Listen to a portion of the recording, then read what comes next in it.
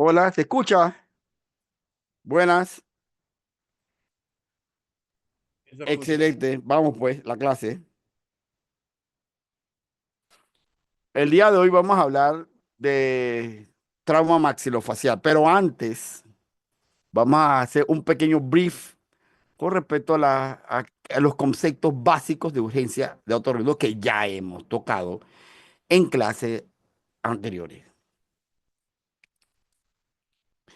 Lo más importante de las urgencias, y eso ustedes lo saben, es el ABC. ¿Qué quiere decir eso? Primero, el A es vía aérea permeable, B de buena ventilación y luego de circulación. Eso es muy importante que lo tengan en cuenta porque nosotros vamos a hablar el día de hoy de trauma maxilofacial.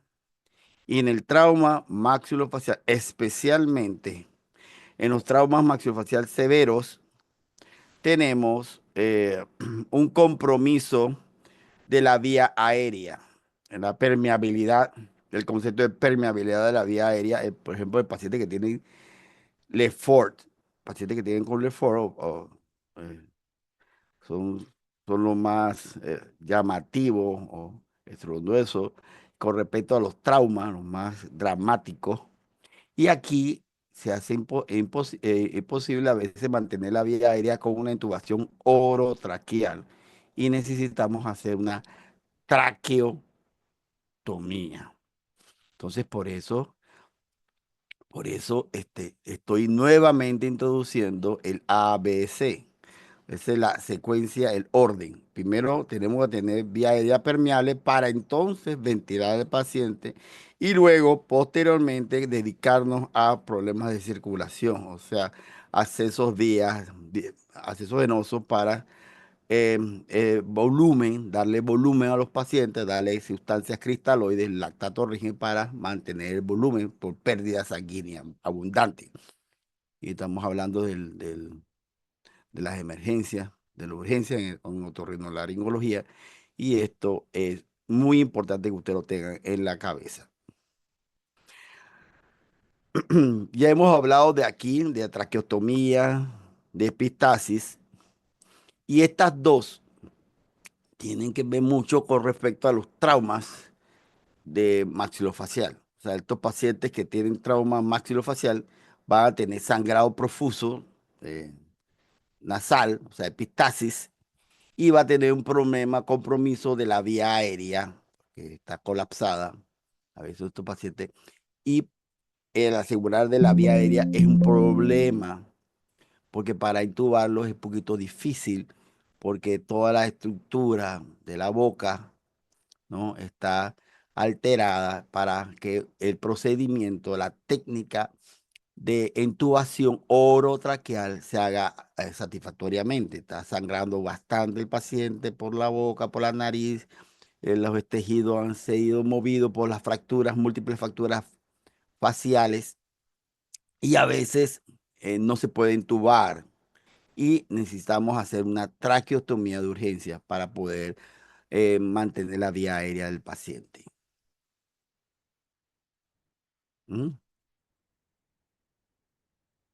Ya hemos hablado de la traqueotomía, la coniotomía, ya ustedes saben la diferencia.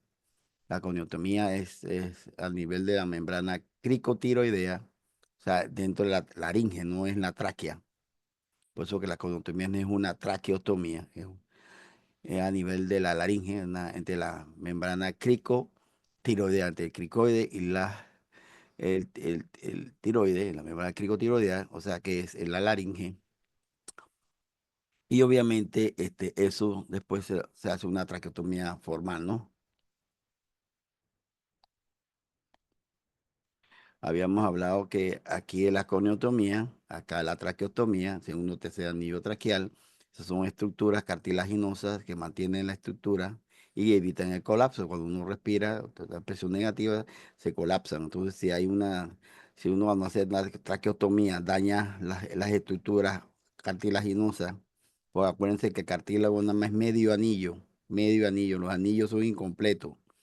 El anillo es adelante, atrás solamente es el esófago. Entonces, entre más estructura quiten, más se puede colapsar eso y puede ser una estenosis. Entonces, muy importante. Obviamente, las indicaciones de traqueotomía son obstructivas. El típico caso cuando estamos hablando de trauma maxilofacial, dientes, hueso, la lengua inflamada por la misma fractura, hay una obstrucción. Y obviamente el soporte ventilatorio, en este caso no se puede hacer la intubación orotraqueal, entonces nosotros tenemos que hacerle la traqueotomía. Entonces el paciente que es un Lefort, sine qua non de hacerle traqueotomía. Nosotros no manejamos generalmente los pacientes con Lefort con intubación orotraqueal. Necesitamos traqueotomía, estos pacientes quedan en intensivo. Intensivo, traqueotomía. Traqueotomía intensivo. ¿Ok? Siempre, obviamente, siempre, no es que vamos a pasar a traqueotomía, siempre se trata de hacer la intubación orotraqueal, obviamente, pero en este caso no se puede hacer. Luego, si hay una urgencia absoluta, craniotomía, generalmente esto muy poco se hace porque estamos en los hospitales y pasamos a la traqueotomía. Acuérdense que la traqueotomía, después que nosotros la hacemos, le colocamos esto, una cánula de Chiley, en la cual tiene una guía para colocarla y una cánula interna para quitarla y sacarla para el caso tal de que se queden secreciones, puede ser removida rápidamente y se restablece la vía aérea. Se limpia y se recoloca el paciente con técnica estéril, nada más para recordar, técnica estéril, con guantes, porque eso se puede haber infecciones en la vía aérea inferiores. Estamos hablando de que esto puede ser fruto de una mala técnica aséptica, fuente de infección de la vía aérea inferior y vamos a tener un problema. Estos pacientes quedan encamados en intensivo y entonces son bastante propensos a infecciones pulmonares. Y más si usted no tiene la técnica adecuada, el paciente entonces hacen tapones de moco, y se infecta la vía aérea inferior, bronquitis, neumonía, etcétera.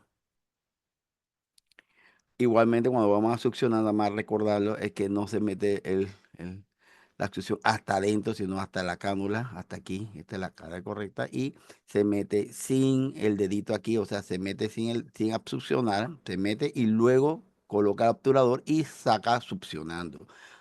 No lo metan, no lo metan, miren que aquí el individuo está metiendo el tubito de la succión sin apretar la succión aquí y luego cuando lo van sacando ya lo aprietan acá, porque si no van a hacer un daño de la mucosa, de estar succionando la mucosa y va a dar un daño y se infecta. La epistaxis es otra cosa que nosotros vemos en trauma maxilofacial, el otro concepto del trauma maxilofacial, el sangrado profuso que tienen los pacientes, así que nosotros a veces tenemos que ponerle los tapones, ¿no? Epiestat, estos tapones que tienen un control acá atrás en la nasofaringe y acá en la nariz para mantenerlo en posición y para el sangrado. A veces tenemos que poner dos, porque estos son para sangrados profusos. ¿Mm? Y bueno, vamos entonces, ya teniendo ese preámbulo de cómo se maneja la vía aérea, la traqueotomía y luego este control del sangrado, entonces y solo entonces vamos a considerar el manejo de las fracturas maxilofaciales. Doctor, ¿y por qué no de una vez? Porque este paciente no solamente puede tener un problema a nivel de los huesos faciales, sino también puede tener un compromiso del sistema nervioso central. El paciente puede tener un hematoma epidural, hematoma subdural, o puede tener golpes en el tórax y abdomen, que puede tener una contusión pulmonar, enfisema, etc. Y entonces puedes tener también a nivel de hemorragia interna a nivel abdominal. Entonces, ¿eso qué quiere decir? Que primero nosotros tenemos que estabilizar al paciente. Esto lo estabiliza cirugía general queda en intensiva observación, estos traumas múltiples, multipolitraumatizados o politraumatizados, quedan en vigilancia y luego que está estable el paciente, entonces nosotros procedemos a hacerle el tratamiento de las fracturas mediofaciales. El tratamiento de las fracturas mediofaciales, eso es viejo en la historia, o sea, no es que esto es desde ahora en la modernidad. Estamos hablando de los tiempos antiguos, en tiempos antiguos, ya se trataba a través con lienzos, trataba de corregir la forma, pero todo esto aquí, la forma y indirectamente la función, ¿no? Obviamente toda la cara tiene importancia cosmética, pero más importancia la importancia funcional. En este caso de la posición maxilofacial, es uno, la masticación, masticar, comer, poder ocluir correctamente y masticar bien. Y la otra de ventilar, ¿no? La misma deformidad facial, una deformidad del nariz, fractura nasal, no puede respirar bien y pues, su obstrucción. Entonces, las dos partes, ¿no? Las vías que van a estar involucradas son las vías aerodigestivas. También, obviamente, los órganos de los sentidos pueden estar involucrados. Por ejemplo, la vista, que puede tener una asimetría, porque los ojos están contenidos en los huesos de la cara y el piso de la órbita coincide con el seno maxilar y si el seno maxilar está comprometido, el techo del seno maxilar está comprometido, o sea, el piso de la órbita está comprometido, va a haber una diplopia vertical, entonces el paciente no puede fijar bien la mirada, entonces va a tener un problema de visión, ¿no? Obviamente, una pequeña problema de visión, así que también tiene eso que ver. En, si ustedes ven aquí en la Edad Media, el Renacimiento, después en la Edad Media del Renacimiento, también lo mismo, miren estos procedimientos de alineación a quitar nuevamente el concepto de fractura y eh, eh, la fractura desplazada, cómo se reduce la fractura. O sea, cuando hay una fractura, los fragmentos están fuera de su posición, o sea, se desplazan de su posición y entonces uno tiene que hacer una reducción, el término es reducción, poner la fractura en su posición correcta, o sea, reducción de la fractura y mantenerla en esa posición reducida, fijación de la fractura para que se consolide. Entonces ya vemos términos de fractura desplazada, luego tenemos que el tratamiento es reducirlo, colocarlo en su posición, reducir la fractura y mantenerla en su posición. Fijación. En este caso, esas fijaciones que vemos aquí, como ustedes la ven aquí, fijaciones externas. Miren cómo el paciente estaba inmovilizado, tratando de reducir, de mantener la reducción que se hacía en esa posición hasta que se fijen, se consoliden los fragmentos, hasta que se consoliden los fragmentos y que pueda este, otra vez tener función. O sea, acuérdense que la función depende de la estructura. Si la estructura está distorsionada, va a haber una disfunción, ¿no? La función depende de la estructura. Y entonces, si la estructura está distorsionada, entonces hay una disfunción. En este caso de la masticación, la masticación, y aquí es lo más importante, pero también la parte cosmética de la cara también. Vemos que, imagínense tenerlo así en la cama que no se puede mover, imagínate cómo se hace con la alimentación, ¿no? Y en movilidad. Es como si fuera una tortura. Ok, ¿cuáles son los manejos de urgencia? Ya hemos hablado de vía aérea, hemos hablado de control de sangrado, pero hay unas cosas que no tenemos que tener en cuenta. Estas fracturas son producto de una energía de alta intensidad, cinética de alta intensidad. va dirigida a la cara, ¿m? ¿No? Y al macizo facial, o sea, al macizo facial y a la mandíbula, o sea, maxilar, superior e inferior, o sea, maxilofacial. Pero esa energía que hace que se produzca esa fractura también puede afectar otros huesos muy importantes, no solamente, como habíamos hablado, intracraneales, huesos del cráneo, la bóveda craneada, sino también puede afectar la columna cervical. La columna cervical se puede afectar la columna y pues una fractura y esa fractura cervical puede producir una dislocación de tal manera que pueda alterar la médula espinal. Por lo tanto,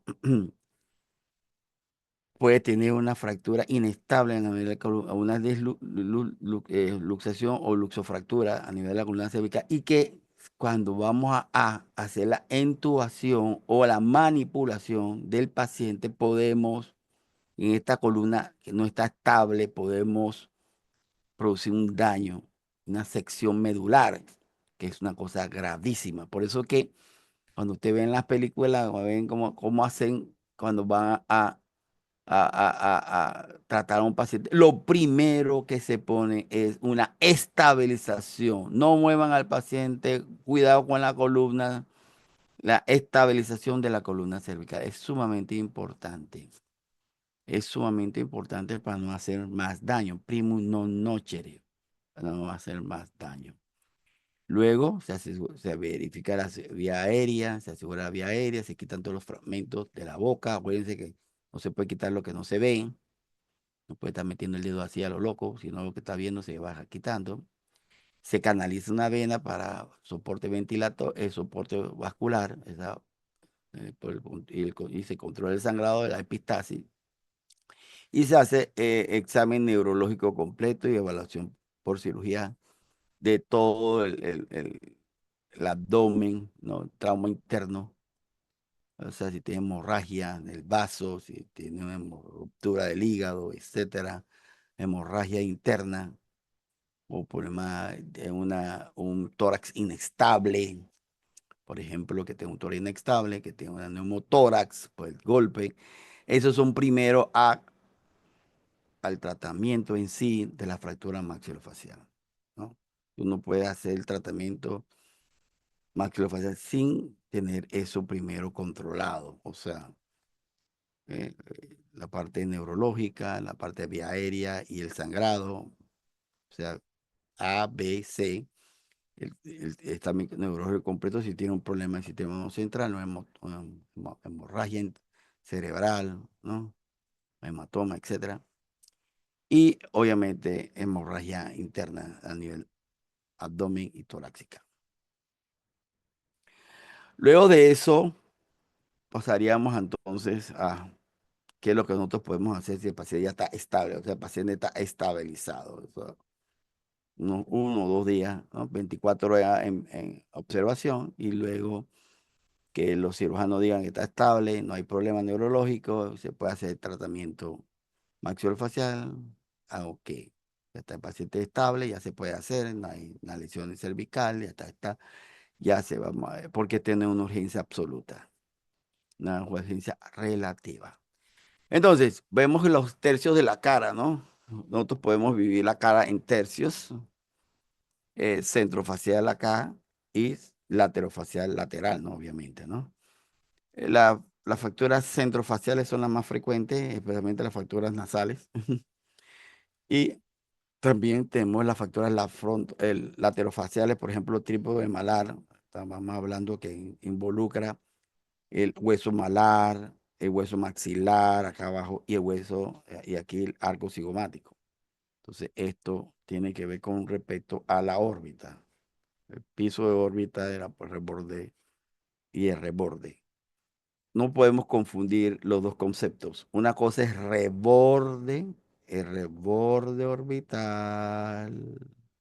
El reborde orbital es una cosa y el piso o las paredes orbitales son otra cosa. El piso es una pared orbital. El piso es la más frecuente, ¿no? De las paredes orbitales que más se fracturan son la pared inferior o piso órbita. Y la otra son los rebordes. No, el paciente puede tener una fractura en el reborde, pero no va a tener fractura en las paredes. O sea, en este caso el piso orbital, que es el más frecuente. Y hay gente que puede tener fractura, sí, buenos días, fractura del piso de órbita, pero no va a tener fractura de reborde. Entonces es muy importante eso. Y especialmente lo más importante para nosotros son las paredes internas, o sea, las paredes de la órbita, o sea, especialmente el piso orbital, que es que sostiene el globo ocular en su posición y que si eso se cede el piso, se cae, una fractura piso de órbita, hace que el ojo se meta, se llama enoftalmo, o sea, el ojo se mete en la cavidad hacia el piso, entonces se ve el ojo más chiquito, disminuye la hendidura palpebral, enoftalmo, o sea, se mete, y eso pues una propia vertical, o sea, no pueden alinear bien, pues ve doble. Y a veces el músculo que está ahí abajito, que acuérdense de los músculos extraoculares, ¿no? Que son los que mueven los ojos. Aquí queda atrapado el recto inferior y queda atrapado y entonces no puede mover el ojo bien. Entonces hay un atrapamiento, se llama atrapamiento del recto inferior, obviamente, ¿no? Esto es muy importante. Entre la sintomatología, aquí de esta parte, aquí vemos que generalmente las fracturas siempre se producen a nivel del punto de mínimo fuerza, pues, o sea, menos resistencia. Y obviamente los puntos de menor resistencia donde hay foraminas, foraminas o aperturas o huecos. Y aquí hay una pequeña foramina, ese agujero infraorbitario. Aquí está el agujero infraorbitario donde sale la rama del B2, rama B2, del trigémino sensitivo. Entonces aquí generalmente se rompe por aquí y entonces va a tener una anestesia del B2, la maxilar superior va a tener anestesia junto con los dientes, va a estar anestesiado por la afección del nervio infraorbitario rama B2, trigémino B2, V2. Ok, al examen físico, ¿cómo nosotros podemos hacer el examen físico en maxilofacial? Fácil, lo más fácil. Gran parte del diagnóstico se hace al examen físico y se corrobora con una radiografía. Primero por delante del examen físico, la historia del examen físico y luego se corrobora por una radiografía. El examen se hace sistemáticamente. Miren acá cómo son los pasos. Se puede hacer fácilmente y rápidamente. No necesitamos tanto aparataje. Un guante suficiente. Los rebordes orbitarios, se comienza con los rebordes orbitarios. Luego se ve los pómulos, las áreas malares, se tocan, ¿no? Pasa hacia la boca, ¿no? Se pone unos guantes y va a decir si la maxilar superior se mueve o no se mueve. Si se mueve el maxilar solamente o se mueve junto con la pirámide nasal, ¿no? O no, ¿no? Y luego también hacemos mismo con el maxilar inferior o mandíbula, ¿no? Lo mismo. Si hay movimientos anormales, aquí fácilmente se pueden ver cómo los fragmentos se mueven y sangran. ¿M? No hay buena, la mordida está distorsionada, no pueden mover bien. Y luego terminamos con la pirámide nasal. ¿Oye? Te quito los guantes, pirámide nasal, a ver si hay movilidad o no. O sea, uno tiene que ser sistemático, ¿no? Vemos si hay movimientos anormales, deformaciones, desviaciones, crépitos, o sea, cuando hay crépito, quiere decir hay aire libre debajo de la piel, enfisema subcutáneo, y entonces eso quiere decir que hay una ruptura, ¿no? ¿No? Constitución de continuidad, o sea, hay aire en la piel, ¿dónde sale el aire? Bueno, es una estructura que tiene aire, o sea, la nariz, entonces se rompió.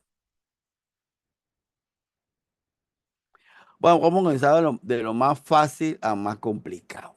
Siempre, de más fácil a más complicado. La pirámide nasal. Acuérdense que la pirámide nasal, estamos hablando de la fosa nasal, la nariz externa. Y también hay una nariz interna. Primero vamos a comenzar con la nariz externa, la pirámide. Lo que nosotros reducimos es la fractura de hueso, fractura, pirámide ósea. Básicamente, las fracturas nasales, la mayoría, estamos hablando, cuando estamos hablando de fracturas nasales, estamos hablando de componente óseo, la pirámide ósea. Está formado por huesos propios de la nariz y después son ascendentes del maxilar. Básicamente, eh, la pirámide nasal. También los procesos ascendentes del maxilar también forman parte de la pirámide en general, pero esos son menos comprometidos, son menos frecuentes su compromiso. Generalmente la mayoría de las veces son huesos propios de la nariz. Pero también se puede producir también a nivel traumas muy severos, también se pueden producir en el mismo rama ascendente del maxilar. Ok, ¿qué es lo que yo tengo que palpar ahí? ¿Qué es lo que yo tengo que, bueno, primero la deformidad, o sea, está deforme, obviamente está desviado, está deforme. Y luego tengo que palpar ahí las crepitaciones y el sistema subcutáneo de que estamos hablando de solución de continuidad. Eso ya de una vez se hace diagnóstico. Dos, el paciente va a tener sangrado nasal que va a detenerse solo. Eso no va a quedar mucho tiempo, generalmente se detiene solo. La epistasis por la fractura, ¿no? Sangrado, después de un golpe, fractura. Y obstrucción nasal por los fragmentos de la pirámide que están colapsando la vía, la nariz interna. ¿Ok? Perfecto. Luego de eso, usted tiene que ver por dentro de la nariz, también por dentro. ¿Por qué? Porque el trauma puede producirse no solamente en la pirámide, sino también producirse un poquito más abajo y el componente cartilaginoso puede haber comprometido, el golpe puede comprometer el septum cartilaginoso y se puede producir una luxación o fractura, o los dos, luxofractura del septum. Y entonces tiene una luxofractura del septum y una deformidad ahí, una luxofractura septal. Eso es muy importante porque el paciente después no respira porque tiene una desviación por el golpe. Ok, a veces estos pacientes cuando se producen luxofractura o fractura, lo que sea, ahí en el septum cartilaginoso, puede también, en algunos casos, formarse un hematoma septal. Y ese es otro problemita, el hematoma septal que se puede producir como el septum solamente recibe nutrición por el mucopericondrio y ese mucopericondrio ha sido el desprendido por el hematoma septal. El mucopericondrio se separa del cartílago por el hematoma en ambos lados generalmente. Entonces va a quedar sin nutrición y se va a producir después una necrosis del septo y una perforación. El tratamiento era drenaje del hematoma y mantenerlo, las mucosas pegadas. Nosotros le ponemos un taponamiento y le ponemos unas placas para que eso no se dé. De otra forma, va a haber una necrosis septal por falta de nutrición y después va a terminar como una perforación, porque no se detectó a tiempo un hematoma septal. Entonces es importante tener en cuenta eso, el hematoma septal, que tiene que ser de una vez que se descubra. Solamente para recordarle, esta es la parte externa, los tercios externos, y por dentro tenemos el cartílago septal que estamos hablando. Esta es la porción ósea, este es el cartílago cuadrilátero. Esto se va a producir el hematoma septal. No confunden la pirámide, la parte nasal externa de la facial interna. También se pueden producir otros traumas a nivel de la pirámide cartilaginosa por traumas penetrantes. ¿no? Y tenemos que suturar esa parte con calma porque eso va a afectar la ventilación, porque a veces el cartílago lateral superior queda involucrado y entre el cartílago lateral que está en la pirámide, esto que está aquí, este cartílago lateral, este cartílago lateral inferior, este cartílago lateral superior, debajo del cartílago lateral superior está la válvula nasal y que va a producir entonces la válvula nasal y aumento de la resistencia y obstrucción nasal. Tienen que tener mucho cuidado en la reparación de esas estructuras.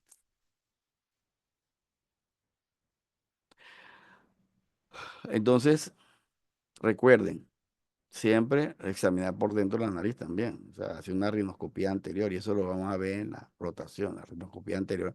Ver el hematoma y la luxofractura, pero más que nada el hematoma. La radiografía que usted usa es la radiografía de perfilograma y no se ve mucho aquí. Por eso que el examen físico es muy importante. Este es el perfilograma, a veces no se ve mucho. Tiene que imaginárselo, ¿no? ¿Qué es lo que nosotros hacemos? Y cuando ya tenemos el examen físico, la historia, entonces, ¿cómo se hace la reducción? Ponemos una niña bonita y levantamos los fragmentos, levantamos y colocamos los fragmentos en su posición. Se llama reducción de la fractura nasal. Esto lo podemos hacer con anestesia local o en el salón de operaciones.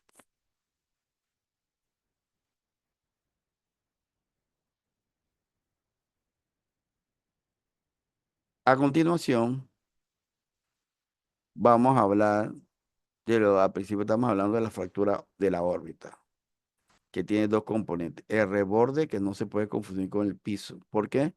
Porque hay personas que pueden tener fractura de piso de órbita y no van a tener el reborde orbital comprometido. Entonces, no tiene nada. No, no, vea, yo lo revisé, el reborde orbital, y no tiene nada. Sí, pero no tiene nada en el reborde, pero en el piso se puso lo que se llama el fenómeno de blowout, o sea, la presión que se produjo se fracturó el piso. Y aunque el reborde está intacto, el piso está comprometido. Entonces, vamos a hablar primero del reborde y después del piso. Ok. Qué interesante. Esta es la órbita y está formado por diferentes huesos. Aquí la frente, el hueso frontal. Aquí, de donde están los dientes aquí, el maxila, la maxila superior, hueso maxilar superior. La mandíbula es maxilar inferior, entonces este es maxilar superior. Pero nosotros no hicimos maxilar superior, no hicimos maxilar superior. Como ya nosotros decimos que la mandíbula, ya, obviamente, si esta es la mandíbula, este es el maxilar. Entonces esto hicimos la maxila, punto. Maxila. Obviamente maxilar superior, pero dice maxila ya, porque el otro es la mandíbula. Entonces, este es el hueso malar, hueso malar. Y acá una rama aquí, un arco que está aquí del hueso malar es la, el, el arco cigomático. Ok, esta malar también le dominan cigoma. Pero bueno, nosotros lo podemos decir así, ¿no? Cigomático malar, o cigoma o malar. Esa es la confusión. Este es el arco cigomático, que viene del malar, o cigomático malar. Varios nombres se dicen ahí, eso a veces confunde un poquito, pero lo importante es que este es el área malar y este es el arco cigomático. Y también forma entonces, el hueso maxilar forma el reborde orbital medio inferior aquí, ¿no? El hueso malar, junto con una parte de acá, forma el reborde inferior más la parte externa. ¿Mm? que está aquí. Entonces tenemos aquí el malar, el maxilar y la parte superior, el frontal. Entonces este es el reborde, ¿no?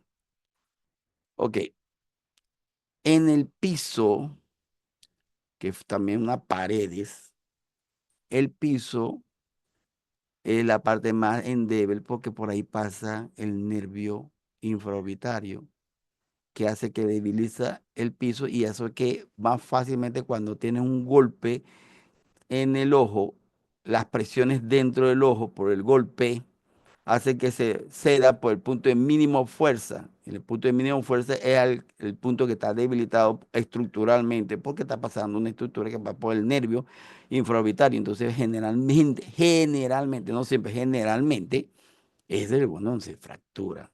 Se fractura el piso y el reborde queda intacto. Se llama fractura blowout.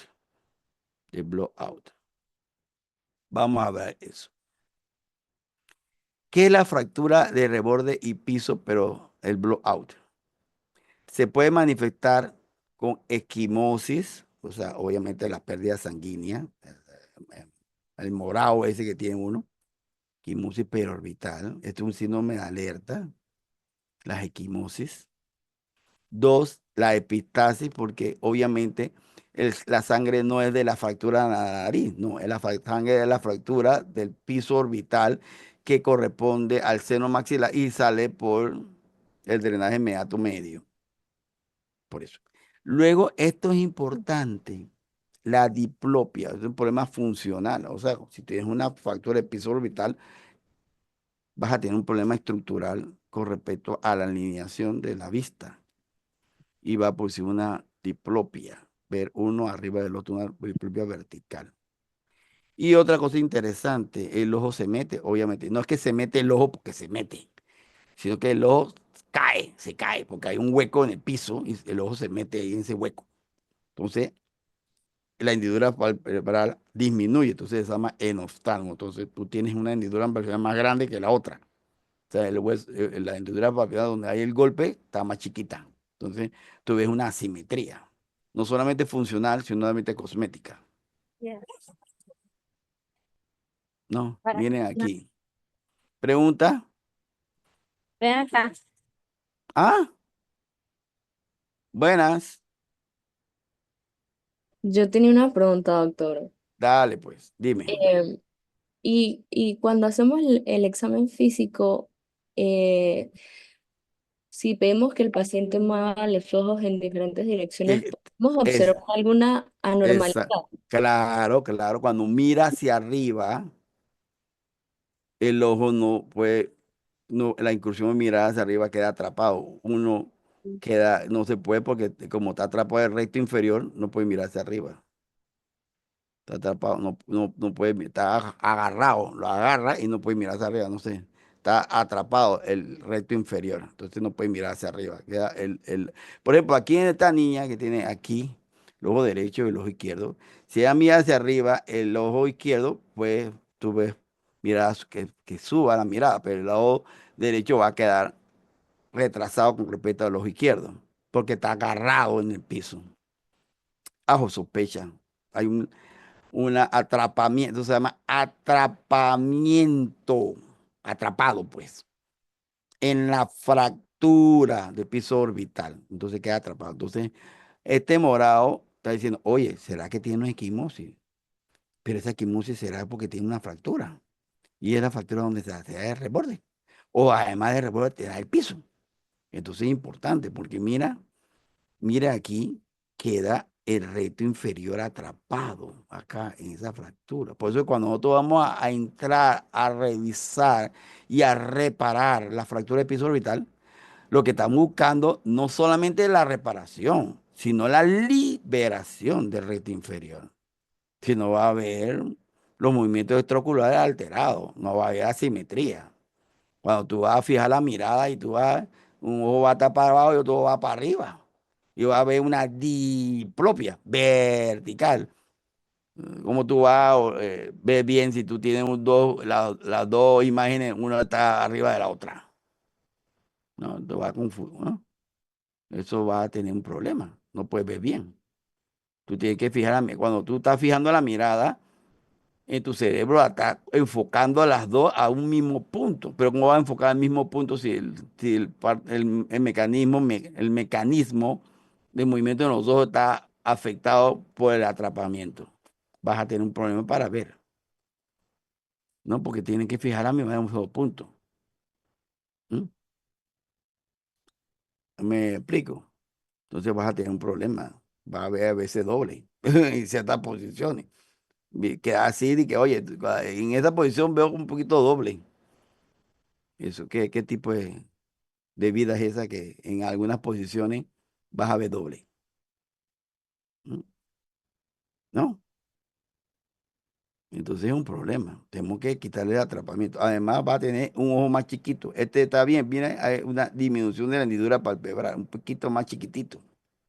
Va a quedar con un ojo abierto y un ojo cerrado.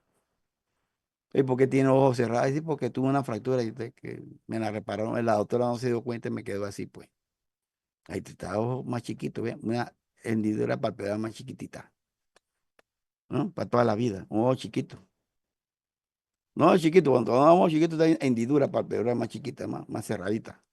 Así quedaste, pues. Si no te hace el diagnóstico, no, no metimos al salón de operación y no verificamos atrapamiento muco recto inferior.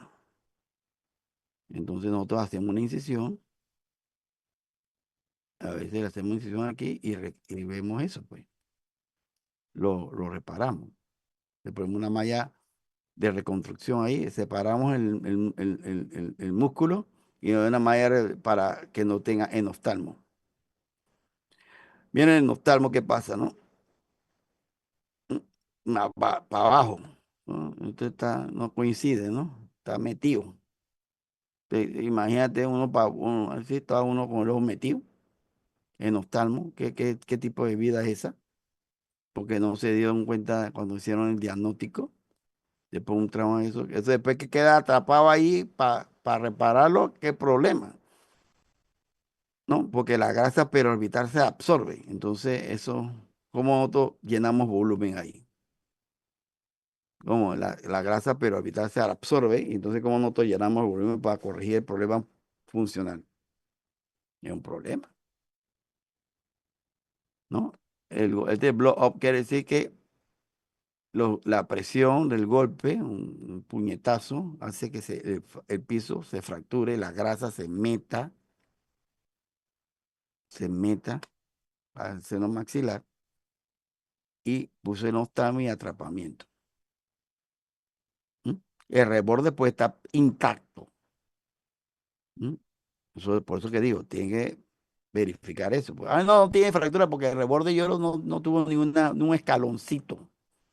No tuvo, no, todo está íntegro, el reborde. Sí, pero el reborde está bien, pero el piso, no, el piso no está bien. Mire la estructura, mire. M de maxilar. Viste, aquí le cambiaron el nombre. Hueso malar o cigomático. Todo depende de cómo se. Ahora, este es el malar o cigomático. Lo mismo, no se preocupen. El malar o cigomático. Y este es el frontal. Son tres huesos: frontal, cigomático y malar. Estos son los que más se afectan. ¿Mm?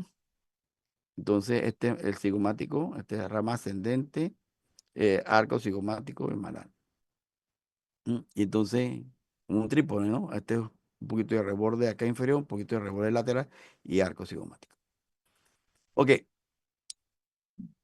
el malar, el maxilar es acá, este es el hueso lagrimal, en las lágrimas, y esto es aquí el hueso etmoidal. Este es el fenoide. Ahí está la hendidura inferior y superior donde están, ¿no? Los pares craneales. Este frontal, entonces cada uno tiene, esas son las paredes, ¿no? La pared superior es el frontal. La pared lateral es cigomática. La pared inferior es maxilar. Entonces, el maxilar es lo que nosotros nos interesa en el piso orbital. ¿Por qué? Porque la pared, es el techo, este es el maxilar, ¿no? El techo del seno maxilar es el piso de la órbita, ¿no? Está haciendo aquí, no es importante, porque segomática es lateral. Aquí, el piso de la órbita del seno es el hueso maxilar. Aquí está, y aquí es donde queda el atrapamiento. Miren, aquí está el agujero infraorbitario, el V2, V2 o V2, donde pasa el nervio orbitario, el infraorbitario, el nervio trigémino sensitivo. Por eso que él va a quedar con una sensibilidad y después se va a recuperar. Nosotros no tratamos de no sacrificar eso para que no pierda sensibilidad. Eso después que no se queda dañado el nervio, no vamos a seccionarlo. Aquí está nuevamente. Esta es la pared medial y este es el piso. El piso es por el hueso maxilar forma parte del techo del seno maxilar.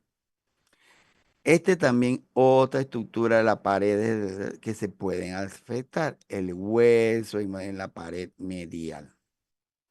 A veces los golpes son tan severos que también pueden afectar el hueso lagrimal y el hueso hemorroidal. Entonces aquí es más, el paciente va a tener epífora, porque el paciente no podemos con las lágrimas porque afecta eso. Es menos frecuente, eso ya es otro tipo de cosas más complicadas. Cuando estamos hablando de, un momentito. Aló, estoy dando una clasecita, yo te llamo en 5 minutos.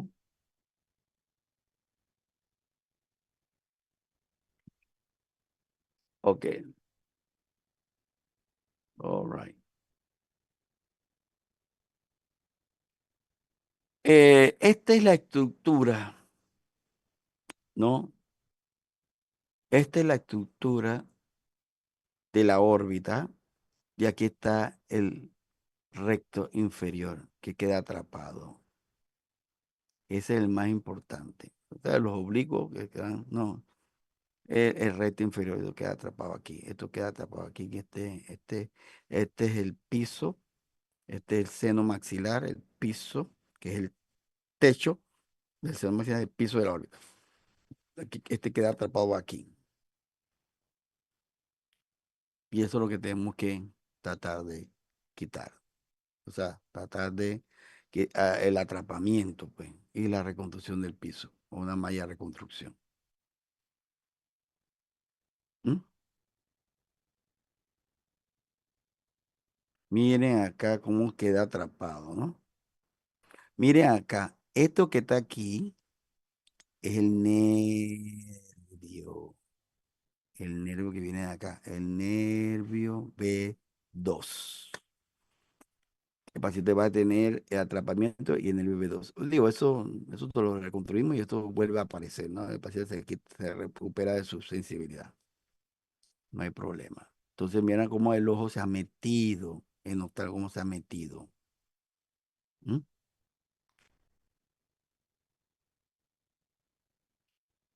Después de esto, nosotros hacemos las tomografías, ¿no? La tomografía. Vemos diferentes, aquí tiene una fractura aquí y hay sangre acá, ¿no? Enfisema. O sea, este aire quiere decir que hay una fractura. No debe haber aire dentro de la órbita, no debe haber aire. Enfisema orbital, no debe haber aire. Esto quiere decir que hay una fractura. Esto es menos frecuente, ¿no? La fractura del pared medial de la órbita es menos frecuente, pero también se puede dar. Así que no le estoy dando, nosotros generalmente vemos la fractura de piso orbital, pero también solamente para darle que aquí también la pared medial, pero es menos frecuente, menos frecuente.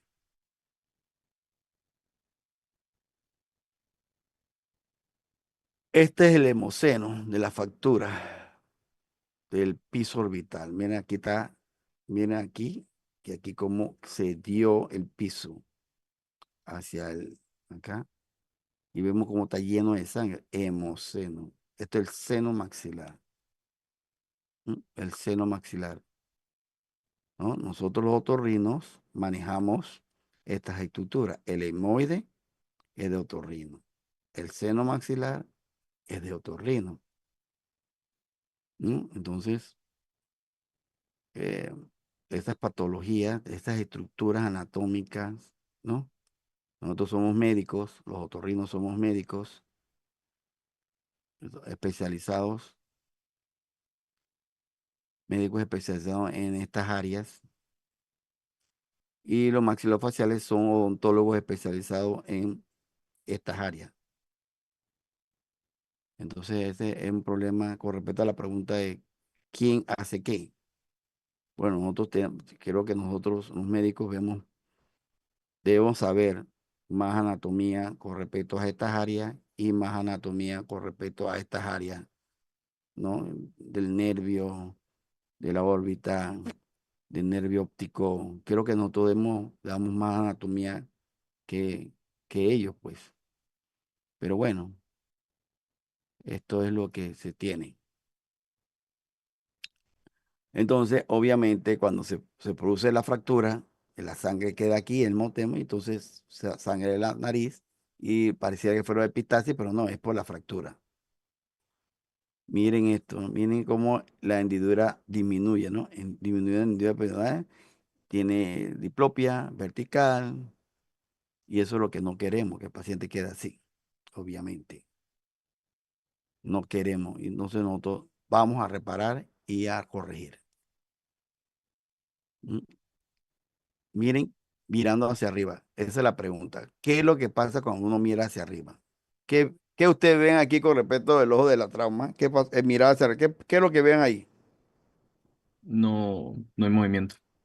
Exacto. Todos los movimientos están conservados, excepto el mirar hacia arriba, porque está cogido el músculo. No el nervio, el músculo. El músculo recto inferior está cogido, está atrapado en el piso. ¿Mm? Obviamente, nosotros antes de hacer la reparación, nosotros sabemos las implicaciones. Los médicos tenemos que tener conciencia. Un médico tiene que tener conciencia del alcance del problema, porque no tenemos conocimiento médico. Tenemos que ver que esto no es un cambiar llanta. Somos médicos. ¿Qué puede pasar en el ojo? Tenemos que ver si tiene hidrociclitis. ¿Qué es hidrociclitis?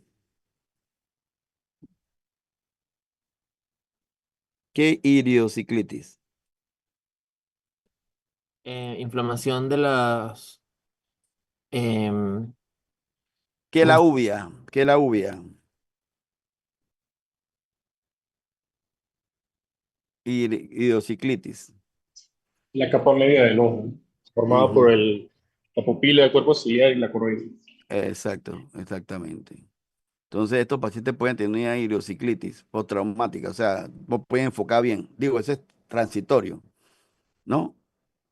Pero pueden tener otras cosas más. ¿Qué pueden tener también? Una hemorragia vítrea, no puede estar eso ni problema. Puede tener un desprendimiento de retina. ¿Mm? Me estoy explicando. Puede tener una disminución de la visión. ¿Mm? Nosotros somos médicos, nosotros no somos mecánicos. Nosotros somos médicos, debemos saber, debemos tener conciencia de lo que puede pasar ahí. Antes de entrar a reparar, tenemos que estar seguros que no tiene una hidrociclitis, hemorragia vítrea, no tiene que tener desprendimiento de retina por el trauma. ¿Mm? Tenemos que ver eso, ¿no? Antes, evaluación por oftalmología, para ver cómo está la visión, para poder entonces entrar. Esto no es una urgencia absoluta, es una urgencia relativa. Tenemos hasta una semana para poder entrar. De estar seguros que nosotros no vamos a hacer, primo, no sé, primo no va a hacer más daño. Tenemos que estar seguros cómo está el movimiento de estos cuerpos y cómo está la condición de la visión del paciente antes de entrar. ¿Mm? Nosotros hacemos una incisión subciliar aquí, hacemos una incisión subciliar y entramos al piso y reparamos. Pero tenemos que estar seguros de que cómo está eso. Un desprendimiento de retina es una urgencia absoluta, reposo absoluto, supino. Usted lo está enviando en oftalmología, ¿verdad? Usted lo dieron en oftalmología, ¿no? ¿Aló? Sí, ¿Cuál es es una urgencia o no urgencia absoluta, un desprendimiento de retina por traumática? Sí, es una urgencia absoluta. ¿Y cómo que qué es que tienen que hacer paciente? Hay que- Saltar, saltar por ahí. No, doctor, reposo Para si absoluto. se le pega otra vez la retina a su posición, ¿cómo es eso? Tiene que exacto. saltar, así mismo, saltar. Sí, doctor, así mismo.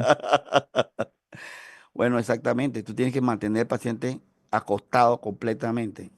Entonces, imagínate, yo, un desprendimiento de retina, hago la cirugía, no me doy cuenta, y después el paciente queda ciego. Entonces, ¿quién es que tuvo la culpa? ¿A quién echarle la culpa?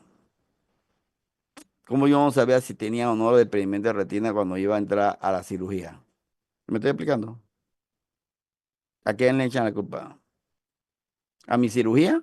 ¿O es que ya lo tenía previo? Pero como yo sé que lo tenía previo, no está la evidencia que estaba previo, si no había ni una evaluación por oftalmología. Doctor, ¿por qué usted no hizo una evaluación previa a oftalmología antes de entrar a la cirugía? ¿Cómo es que usted le dañó el ojo a mi paciente? Pero no, lo tenía así. ¿Cómo usted sabe que se lo tenía así si no hay una evidencia? ¿Qué oftalmólogo lo evaluó previo a la cirugía? ¿Dónde está la evidencia? Usted no tiene evidencia. No, lo evaluaron antes. ¿Cómo estaban los campos visuales del paciente antes de la cirugía? Yo no puedo decirle, yo no sé. Mm, ¿Qué, no? Y es una, yo no puedo dar con respuesta de kindergarten. Yo no sé. ¿Y cómo que no sabe si usted es médico? El médico tiene que tener la responsabilidad de sus actos, de lo que hace y lo que no deja de hacer. ¿Mm? Temeridad y negligencia. Negligencia es no hacer dejar de ser lo que tiene que hacer. Negligencia y no lo haces. Y temeridad es que haces cosas sin poder, sin tener todas las precauciones. Temeridad. Nosotros tenemos que evaluar al paciente por oftalmología antes de entrar al salón de operaciones, porque nosotros somos médicos y nosotros tenemos una responsabilidad legal, pues nosotros tenemos una idoneidad y nosotros tenemos que responder por lo que hacemos y por lo que debemos de hacer. Y si tú le dices al juez que está porque estaba asaltando y relajo, el juez no te va a coger a relajo, te va a meter preso, te va a demandar el otro y entonces tú vas a decir que sea relajo. Relajo. Bueno. Relajo después que tú estés subiendo y bajando una fiscalía, diciéndole que porque tenía que saltar y alguien te lo oyó y te lo interpretó mal. Va a tener que subir bajo una fiscalía. ¿Mm? Así que hay mucha responsabilidad.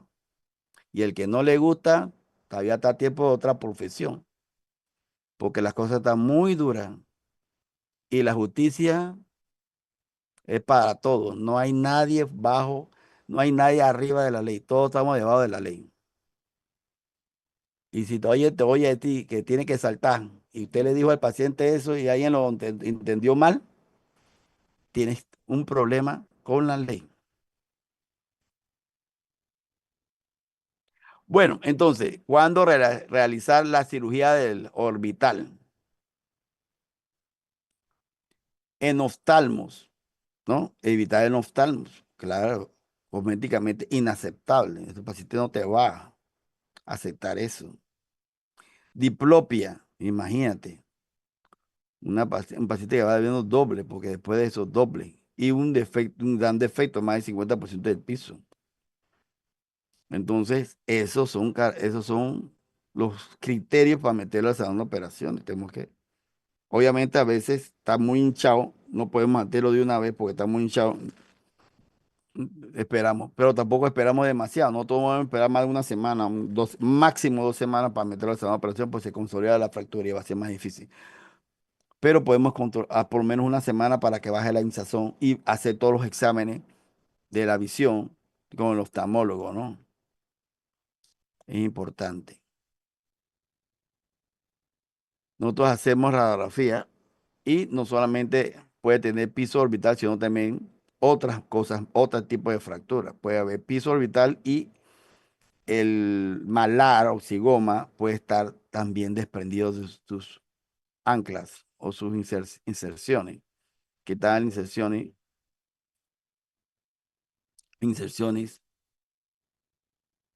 frontomalar? Esta es la opción frontomalar, está aquí, rota en la inserción frontomalar y la inserción cigomático maxilar o maxilomalar, está ruptura, y el arco cigomático. Entonces, una trípode malar. Puede ser paciente que tiene una fractura de trípode malar. Aquí está frontomalar, frontomalar, ¿no? Arco cigomático y piso orbital, pero también se llama la unión cigomático maxilar. Hay una rotación estética junto con el piso. Tenemos que repararla. Así que no solamente es el piso, el reborde, sino también el reborde inferior, sino el reborde lateral. Y reducción del arco cigomático. ¿Qué otras técnicas nosotros hacemos para la reconstrucción? Bueno, las mallas, que es mucho más. Antes nosotros hacíamos eso con alambre, era un dolor de cabeza, tenemos que hacer drill, meter un alambre fino, número 15, y para poder hacer las reconstrucciones. Gracias a Dios se inventaron las placas de reconstrucción, las mallas de reconstrucción. Y ahora es mucho más fácil con las mallas de reconstrucción, ¿no? De titanio, un material inerte, o vanadio, un material inerte, material de acero inoxidable, que eso posee una reacción, una campos magnéticos que inhibían el proceso de cicatrización y la consolidación de la fractura. Ahora, y teníamos que quitarla. Ahora es de titanio y vanadio. Son cada vez sustancias inertes, inertes. Y obviamente lo que nosotros buscamos aquí es la reducción de la fractura y su fijación. Obviamente, como estos son huesos planos, no son huesos como de la fémur o tibia, que son huesos largos, que necesitamos presión. Ahí usan los ortopedas sistema AO, que son de autocompresión, porque obviamente más carga. Acá no, son huesos planos, aquí no necesitamos mucha carga. ¿Qué carga vamos a tener aquí? No, aquí no es mucha carga. Y entonces es nada más para fijar la fractura. No necesitamos mucha carga. Mallas de reconstrucción. Entonces, aquí está lo que nosotros hacemos, aquí está la órbita, ponemos la mallita, después de haber separado el músculo recto inferior y colocamos y tenemos todos los movimientos, ¿no? Tienen todos los movimientos hacia arriba, hacia el lado, ajá, ya tiene todos los movimientos ahí. La plaquita, excelente. Tú nos has salvado la vida, es más fácil, con 2 tornillos en el reborde, unos tornillos pequeñitos, ponemos la placa y listo. Tenemos que tener cuidado que la placa no llegue muy atrás, donde está el nervio óptico, que si no, también la fregamos, ¿no? No puede estar tan atrás que puede tener nervio óptico. No tiene ni mucho que queme el santo, ni tampoco que estamos los mines, tenemos que tener cuidado con eso, porque ahí atrás el nervio óptico se va haciendo un cono, así que tenemos que tener cuidado con eso. La trípode, el trípode, eso es lo que otra factura que estamos hablando, el trípode frontal, cigomático y maxilar, ¿no? Esto es el complejo y también hacemos otras incisiones acá. Este es más fácil porque lo más difícil es el piso orbital. Esto es más fácil recolocarlo en su posición, ¿no? Tenemos que hacer una incisión a nivel del arco cigomático, una a nivel de la patilla para corregir la fractura del arco cigomático para poder localizar. Aquí está la hueso, el área temporal y el músculo temporal, y en la fascia del músculo temporal nos va a servir de guía para el arco cigomático, ¿no? Nos va a ser guía para el arco cigomático. En el borde inferior ya habíamos hablado en la misma técnica, así que completamos la cirugía ahora en los rebordes laterales y el arco cigomático para el trípode malar. ¿Qué radiografías se usan para evaluaciones simples, radiografías simples? Bueno, la radiografía simple de senos paranasales nos sirve muy bien para fracturas inicialmente, ¿no? Si quieren tener rápida información, podemos hacerle una radiografía de serie de senos paranasales, ¿no? Y vemos ahí las diferentes fracturas. Pero lo más recomendable si vamos a hacer un abordaje quirúrgico, ahora en la actualidad ya no usamos solamente la radiografía de seno paranasal simple, hacemos la tomografía y reconstrucción. El arco cigomático, fractura del arco cigomático. Cuando uno tiene ¿cuáles son las sintomatologías del arco cigomático? Fractura del arco cigomático, la depresión del arco cigomático. Obviamente, la mandíbula del coronoide debe incursionar por debajo del arco cigomático. Entonces, aquí estamos la articulación temporomandibular, no hay problema, cóndilo. Pero el coronoide, este coronoide, debe estar por debajo del arco cigomático. Cuando el arco cigomático se fractura, el paciente no puede cerrar la boca, no puede ocluir la boca porque choca. Eso es obviamente el problema. El paciente no puede cerrar bien la boca, choca. Entonces nosotros hacemos dos técnicas. Le podemos abrir por dentro de la boca técnica de King y vamos y reducimos. O a nivel de la patilla podemos entrar localizando obviamente la fascia del hueso, el fascia del músculo temporal para donde está la fractura y reducirla. Generalmente una reducción cerrada. Nosotros le ponemos placa a esto. Eso solamente hacemos una reducción hacia afuera, lo mejor correcto, la corrección más posible, y eso sella solo dentro de las fascias que se encuentran ahí. Aquí está el músculo temporal, vienen aquí, la fascia del músculo temporal nos sirve para guía, para encontrar el, el arco cigomático, metemos una anilla y lo reducimos y eso se pega solo. No tenemos que poner una fijación, una osteosíntesis. La fijación que nosotros hacemos con tornillo se llama osteosíntesis. Osteosíntesis. No necesitamos osteosíntesis. Solamente una reducción y punto.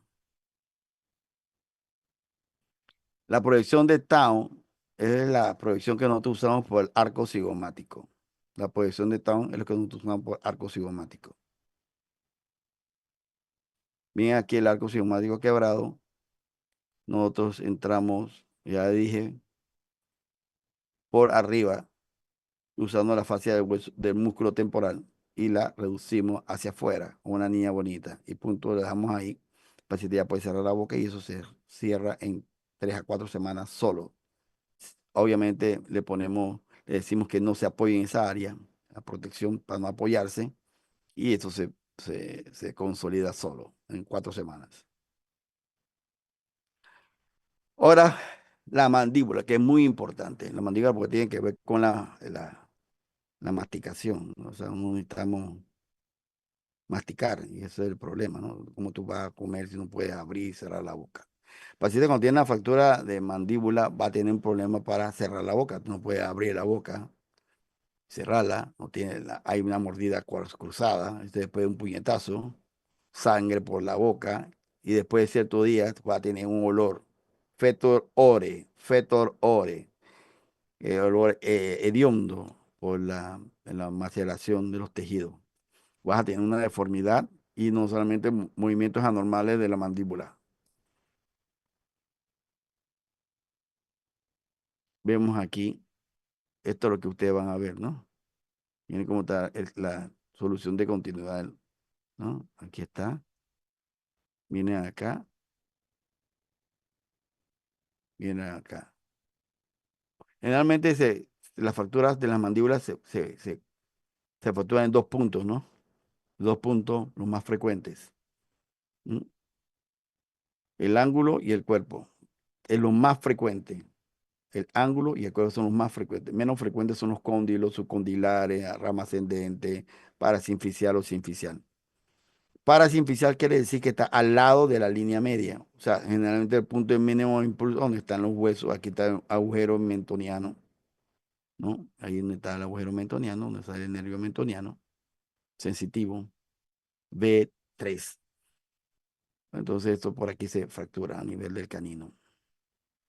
Pero también puede ser sinficial, pero menos frecuente, muy, muy infrecuente. Este es el hueso alveolar donde están los dientes.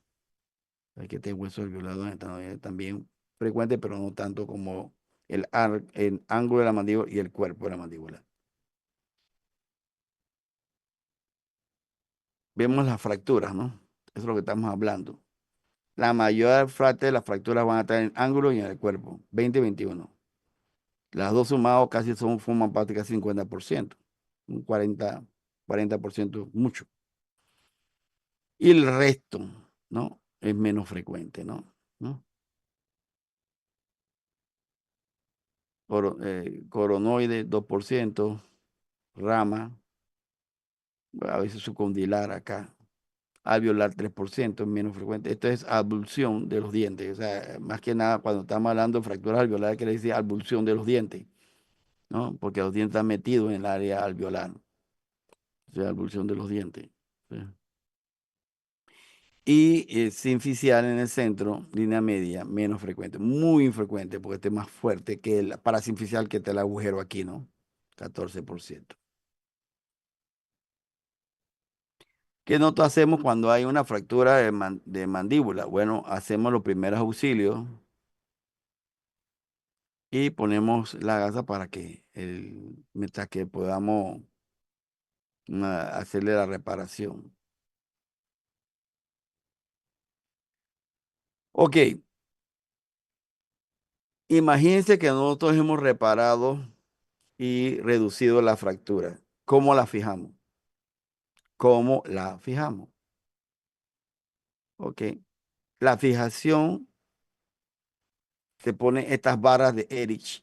Esto que está aquí son las varas de Erich para poner la fijación. Lo que nosotros queremos fijar la mandíbula, el maxilar superior e inferior que está fracturado, pero que coincida la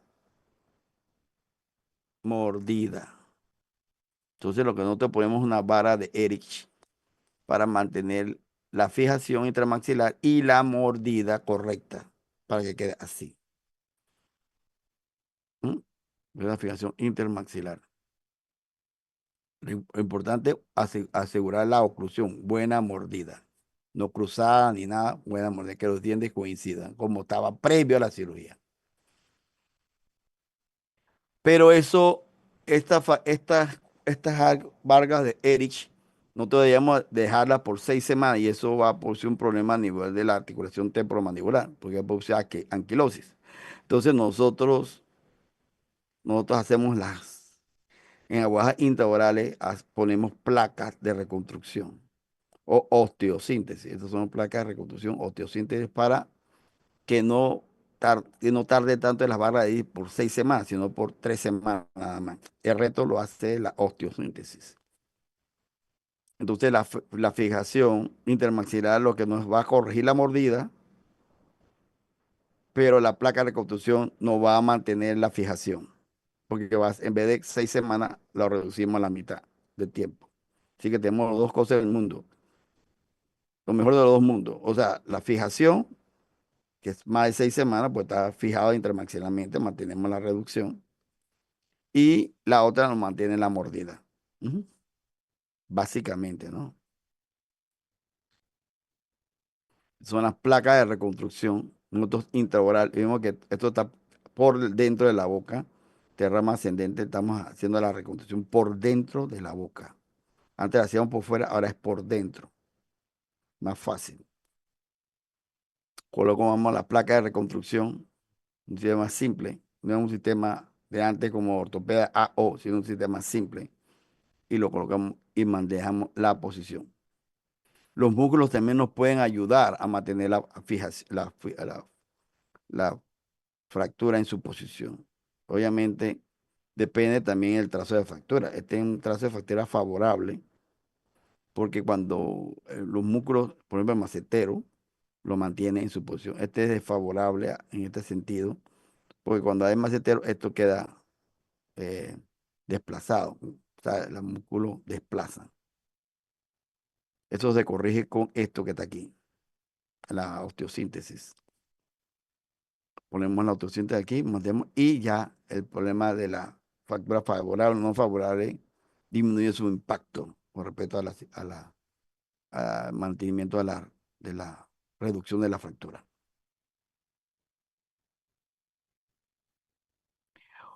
Vamos a terminar con las fracturas de Lefort, que son lo más relevante,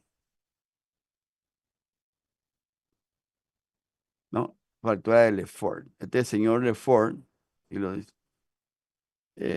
tenía nada que hacer y le experimentaba con muertos, que le ponían le estrellaba con unas pesas en la cara para ver qué tipo de fracturas se producían y hizo este tipo de clasificación de Lefort, cómo se fracturaban. Él notó que hay 3 tipos de fracturas de Lefort, no 4, 3 tipos de fracturas de Lefort. Tipo 1, el Leggering, solamente el maxilar superior se movía y el resto se quedaba quieto.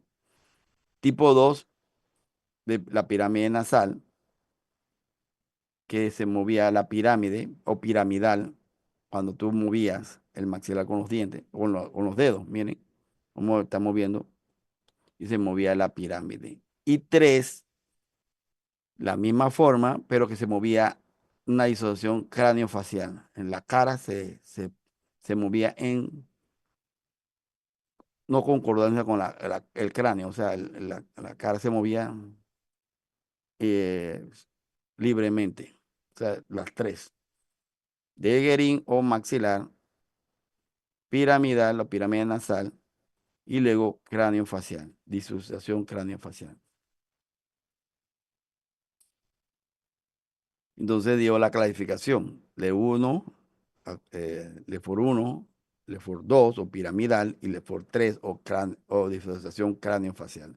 Lo más importante de las fracturas estas mediofaciales, ¿no? Es que pueden comprometer el sistema nervioso central. Aquí pueden llegar a fracturar la fosa craneal anterior, porque ahí está el seno maxilar, el seno frontal, perdón, y que puede producirse una alteración del sistema nervioso central. La LEFOR 1, ¿no? Esta es la LEFOR 1 o maxilar o Legrin, bien donde está la fractura. Eso quiere decir que este es el hueso maxilar, ¿no? Este es hueso maxilar, pero aquí estamos hablando solamente de la parte inferior del hueso, se separa del resto de la cara, ¿no? Y entonces hay movimiento. Normalmente el maxilar, todo este es el maxilar, pero el maxilar se une al resto del tercio medio por fuerzas pilares, o que son tejidos óseos fuertes y que impiden que esto mantiene la estructura. Hay una pirámide o pilar que va por el canino anterior, pilar anterior, y un pilar que va lateral, a nivel del malar, del maxilar, pues los molares, y un lateral del cigoma. Son 3 pilares. Nosotros los 2 pilares que nosotros podemos reparar son a nivel de los molares y de los caninos. Eso es lo que tenemos que reparar cuando vamos a poner las, las placas de reconstrucción. Tener en cuenta esos pilares para mantener la posición de esto en posición. Así que nosotros ponemos uno aquí, al lado de la apertura piriforme. Aquí uno, para mantenerlo aquí. Otro mantenerlo aquí. Y otro acá. Con 4 es suficiente para mantener la proyección, porque estos fragmentos tienen una tendencia a ir hacia atrás, no pierden la proyección, se van hacia atrás. Entonces tenemos que desimpactarlos y proyectarlos hacia adelante y fijarlos, teniendo en cuenta estos pilares, los pilares anteriores o malares o caninos y los pilares laterales o donde están las muelas, acá. Obviamente en la parte pterigoidea no, porque no podemos por detrás, ¿no? Con eso es suficiente. El anterior y lateral suficiente.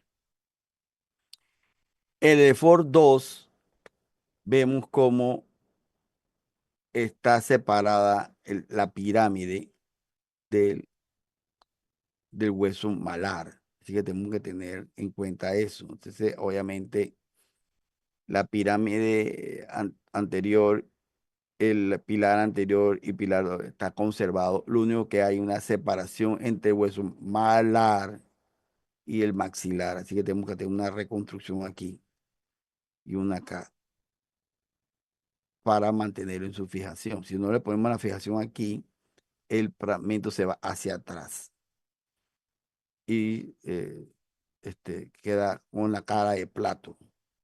No hay una proyección suficiente, así que tenemos que ponerlo y fijarlo en esa posición. Y tercero, la Lefort 3 o disociación cráneo-facial. Vemos cómo ya la cara está separada. Y esto es muy importante porque aquí se puede romper el nervio óptico, puede quedar ciego el paciente, o cuando lo desimpactemos, podemos romper vasos y puede ser un sangrado masivo y puede matar al paciente. Tenemos que tener muchísimo cuidado cuando estamos desimpactando la fractura que se dé. Acuérdense que la energía va de adelante hacia atrás y cuando vamos a proyectar, es impactar, tenemos que tener cuidado que no rompamos el nervio óptico y los vasos. Hemos tenido casos de que el paciente al impactar empieza a sangrar masivamente y tenemos que parar la cirugía y taponarlo. Pueden matar al paciente. Ujú. Entonces, estas fracturas pueden acompañarse a lesiones del sistema nervioso central y a la columna cervical. Eso es muy importante. ¿Sí? Que tenemos que tomar esas precauciones. Y obviamente se puede presentar epistasis masiva de insuficiencia ventilatoria grave en estos pacientes. Así que tenemos que hacer una traqueostomía. Los LEFOR 3 siempre hacemos, desde el punto de vista otorrino, hacemos porque estos pacientes van a intensivo y necesitan manejo de la vía aérea. El paciente va a quedar con muchas morbilidades, por lo cual es importante asegurar la vía aérea. Entonces, en resumen, siempre aseguramos vía aérea, retiramos a los pacientes de pedazos de diente y otros fragmentos de la boca bajo visión directa. Si no lo ves, no lo puedes retirar. Es la intubación, si se puede, pero después hacemos traqueotomía. Tenemos que estabilizar el cuello y canalizar con soluciones. Estos pacientes pierden mucha sangre, así que tenemos que ponerle soluciones cristales de lactato rígido. Esa es la forma de reconstruir.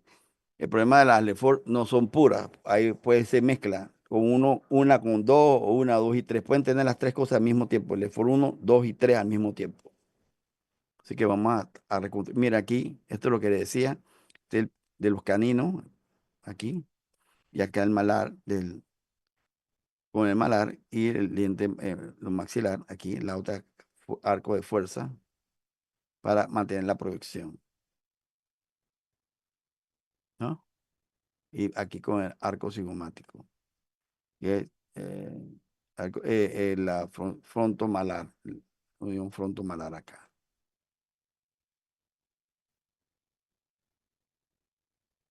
Para terminar, el trauma laringio es un trauma a nivel de la estructura laringea. Como le dije, en clase pasada, a veces no, la severo del daño, la severidad del daño no coincide con la historia al principio, ¿no? El paciente va a tener una esquimosis, pero disfonía y ya, y no va a tener insuficiencia ventilatoria. Con el tiempo se va hinchando, se va pusiendo enfisema, estridor y la insuficiencia. Tratamos de no intubar, porque cuando intubamos pusimos más daño. Si el paciente está insuficiente, vamos a hacer traqueotomía, ¿no? Obviamente, ¿no? Insuficiencia ventilatoria aguda, traqueotomía, y luego revisamos la laringe del paciente. Advertencia, no siempre ni la gravedad del trauma ni la gravedad de la sintomatología al inicio está relacionado con el grado de lesión o daño. No hay no hay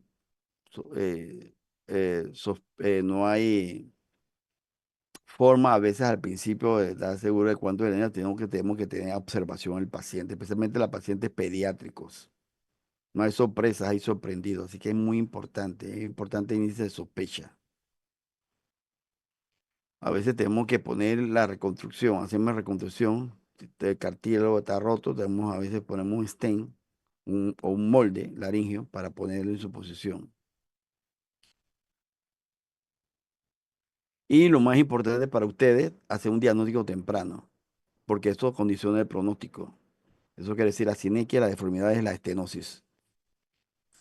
Y dejar de tener un cuerpo una traqueotomía persistente, permanente, porque no se hizo lo que se debía hacer al tiempo. Entonces, ya hemos terminado otorrino. Eh, buenas. Yo creo que falta. Hola, doctor.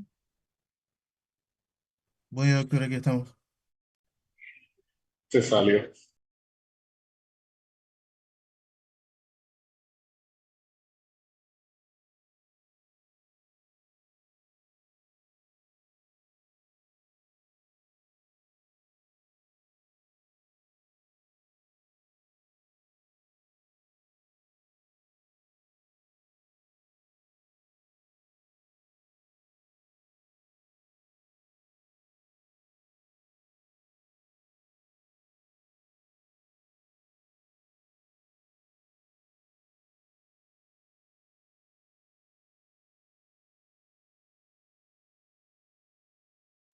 Ya viene, dice que se le desconectó.